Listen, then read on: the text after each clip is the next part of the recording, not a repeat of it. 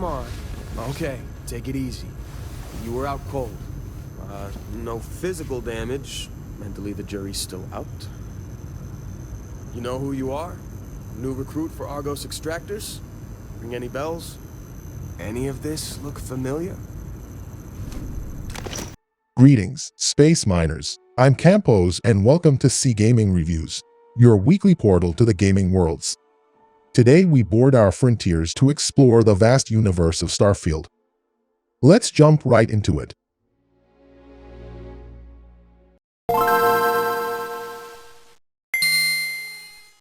Starfield was developed by Bethesda and it was forcefully announced during Bethesda's E3 in 2018.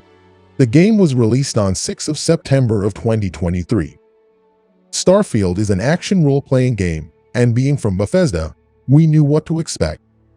The game was well received from both critics and fans regarding its open world, the soundtrack, and its setting. However, the story and exploration itself divided people. Like last time, at the end of the video I'm going to make a list with the positives and negatives, so stay there. As most Bethesda games, in this action RPG, you can switch between a first-person and third-person perspective at any time. The game is set in a sort of Milky Way galaxy, with fictional and non-fictional planetary systems. In total, there are more than 1,000 planets to explore, so it truly is a huge map. This game offers a huge amount of customized ideas and a huge progress ladder. There are 5 skill trees, each with its own options. There are traits, abilities, etc. You can choose from a variety of playstyles and weapons, and even most weapons are customizable. There is combat, exploration, and gathering materials. You are able to pilot ships, construct, purchase, and even steal them. You can purchase your own home and outposts and also make it to your own like. Oh well. This game is one of the biggest I've ever seen in terms of options and customizable ideas. Almost anything can be personalized. The game allows also the player to go on quests and join factions, and even have romantic relations with some NPCs that are also your companions. This game sure gives a lot of possibilities to the player. However, the exploration and the gathering materials itself is a bit boring, and despite what it might look, it's not possible to fully explore the planets. Every single time we land on one, the game creates a map from that seed, so is not a truly open-world game. The game is set in a futuristic world, so there are going to be more weapon choices like Fallout and less with Elder Scrolls. So, to summarize the gameplay topic, Starfield is like its Bethesda brothers Fallout and Elder Scrolls in terms of gameplay, while adding exploration of the galaxy and the ability to play with spaceships. However, this is not a perfect game, despite offering a lot or trying to. There are some things that didn't really work, in my opinion. The gunplay feels weak, and the same could be said about the combat overall.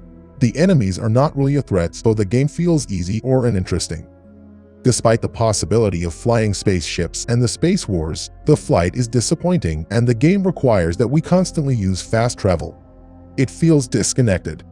So, in terms of gameplay, I'm going to award Starfield with the 8 out of 10. Great ideas, but lacks a lot of polishment.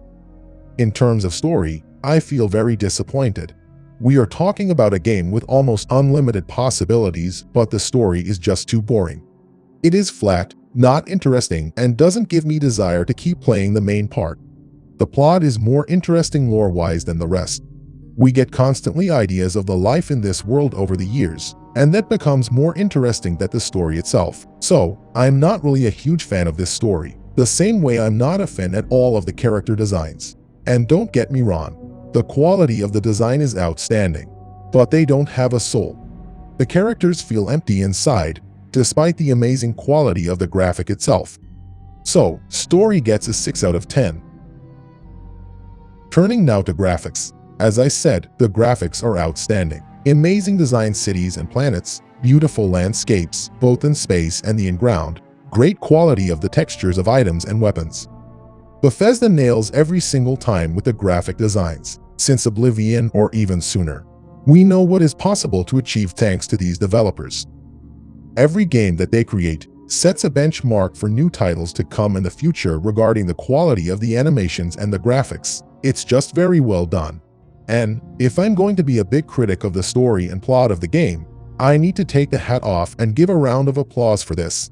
My computer is definitely bad to play a game like this, but even then I managed to understand and to realize this graphics. There is the occasional bug, but considering how big this is, it doesn't count. Nicely done, indeed. 10 out of 10. Most of this game is kin to the topic I forget most, not because it's good or bad, but because it's neither crazy good or horrible. It stays there. We have good quality soundtracks that complement the game as a whole, but I don't think they are going to stay as long as others, or that they are going to be as iconic as themes for other games. So, put simply, good, but don't get the love or are as iconic as other musics from other games. Maybe is Bethesda a victim of its own success? After so many perfect songs, we demand too much. Host rating, 7 out of 10. Going now further to replayability. Bethesda is Bethesda. This game is huge. There is so many hours of gameplay to enjoy, so many planets to explore, mission, tasks, you name it, another endless game. And after an infinite amount of hours of playing, let's restart everything to do different missions, change factions and play with different builds. Let's be a pirate, constantly attacking spaceships, or perhaps create a mining empire. Everything is possible, so replayability gets the only rate it could get. 10 out of 10. Just before giving the quick notes, a personal one. I had huge expectations for this game. Really huge. And honestly I got a bit disappointed. This one have some huge and amazing things, but other pretty bad ones. Is a land of opportunity with amazing graphics and lots of opinions, but without finesse. It feels a bit empty and a bit hollow. So maybe playing the game without paying attention to the story. Positives. Huge world. Or actually, worlds. Countless planets. Endless customization. Good lore. Perfect graphics. Unlimited potential. Superb replayability. Companion and romance systems. Negatives. Self-contained planets. Disappointing flight. Boring story. Soulless characters. Fast travel. Fast travel. Fast travel. You need a proper computer. Combat feels weak. Gunplay is bad. Positives. Best gunplay of Bethesda. So, should you try this game? Honestly, yes. Despite what I hate about this one, there are amazing things on Starfield. I was probably just expecting something as epic as New Vegas, Oblivion, or Skyrim. The game is great, it's a fact, but there is lack of something. Or at least I was looking for something else, for an experience that would make its mark on me. Maybe a combat like Cyberpunk. I don't know. That's why I say it could be because of expectations. And I don't mind be wrong, should that be the case. So, my suggestion would be to try the game, but trying to find a discount for a better deal. Have fun exploring the galaxy. This concludes my review of Starfield. Feel free to like, comment your thoughts and games you want to be reviewed. Subscribe, and until next time, unlock the world of gaming, where reviews come to life.